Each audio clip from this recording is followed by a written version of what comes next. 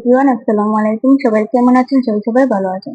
তো সবাই দেখি মিনি কিচেনে রান্না করে, তাই ভাবলাম আজকে আমরাও করব।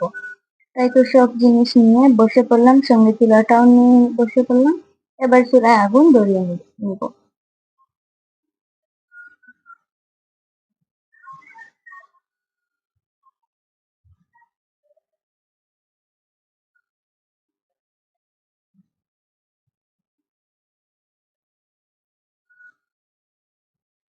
তো এদিকে আমাদের চুলা আগুন ধরানো হয়ে গেছে এবং কিছু চাল নিয়ে নিব। চালটা নেওয়ার পর এবং চালটা ভালোভাবে ধুয়ে নিব।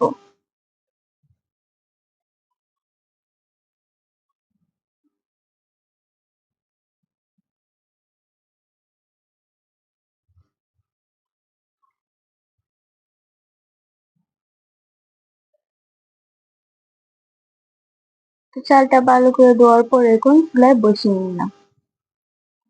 এখন একটা ঢাকনা দিয়ে ঢেকে রেখে দেব।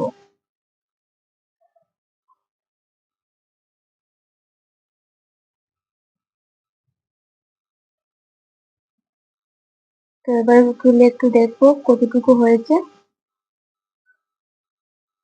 তো কিছু সময় নেড়ে চেড়ে তারপর আবার দিলাম। তো দেখুন এখানে আমাদের ভাতটা হয়ে গেছে। এখন এটা নামিয়ে নিব।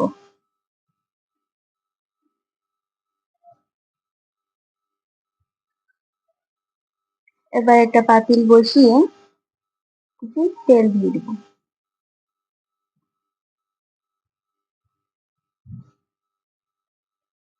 তেলটা গরম হয়ে গেলে এবার দিয়ে দিব কিছু পেঁয়াজ কুচি।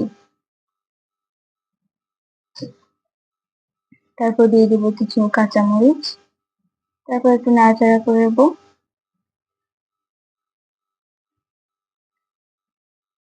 নাড়াচাড়া করে দিয়ে দিব লবণ আর হলুদের গুঁড়া। দিয়ে আবার ভালো করে নাড়াচাড়া করে সবকিছু একসাথে মিক্স করে নেব। এবার দিয়ে দিব ঢেঁড়স।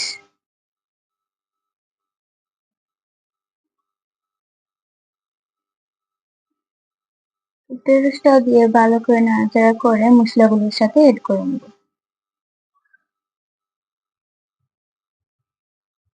এবার কিছু সময় জন্য রেখে দিব।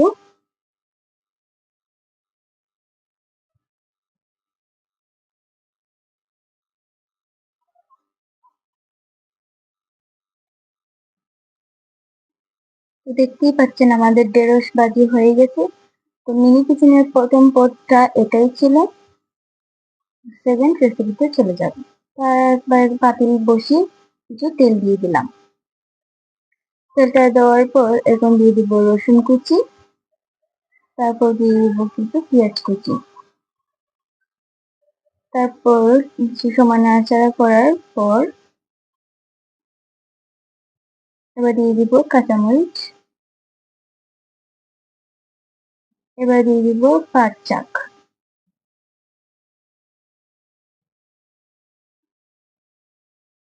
তো এরকম ভাবে পাট শাক খেয়ে দেখবেন, রান্না করে দেখবেন কত মজা লাগে। তো এই দেখছেন আমাদের পাট শাক রান্না হয়ে গেছে।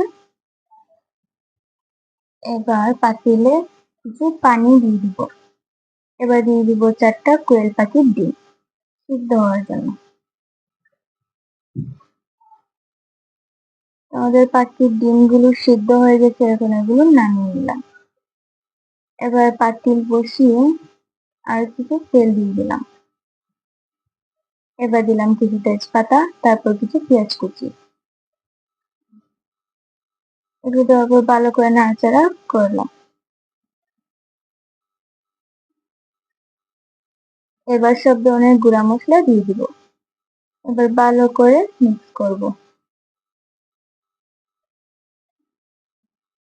আমাদের মশলাটা কষে এসেছে। এবার দিয়ে দিব সেই ডিমগুলো।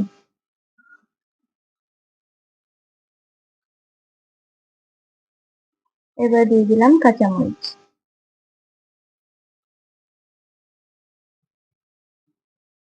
আমার তরকারিটা রান্না হয়ে গেছে, ডিমের তরকারি।